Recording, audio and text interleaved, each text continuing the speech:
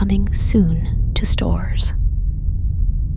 At a crowded event for artistic perfumery, he was wandering among the various booths filled with creative fragrances.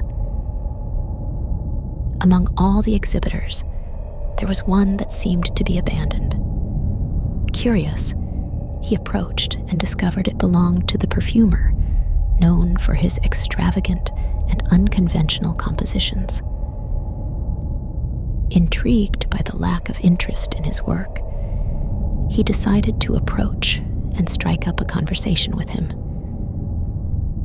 He was surprised to find that, despite his reputation, he was a kind man, passionate about his art.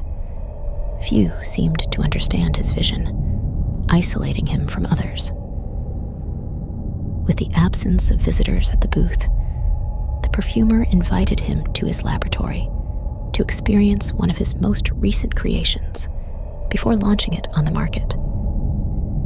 Excited and eager, he accepted, expecting something unusual and challenging.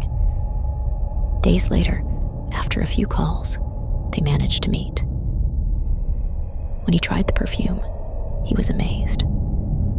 It was a surprisingly pleasant scent, radiant, even cheerful, full of vitality, very different from what he had imagined based on his previous creations.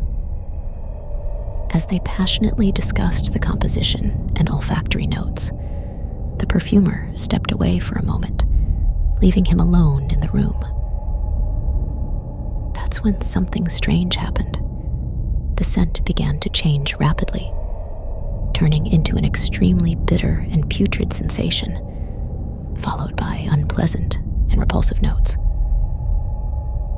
At the same time, the potency of the perfume intensified monstrously.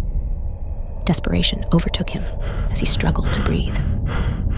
He screamed at the top of his lungs, seeking help, but no one came to his aid. The perfumer had locked the access. From a window, he watched with a cold and chilling smile.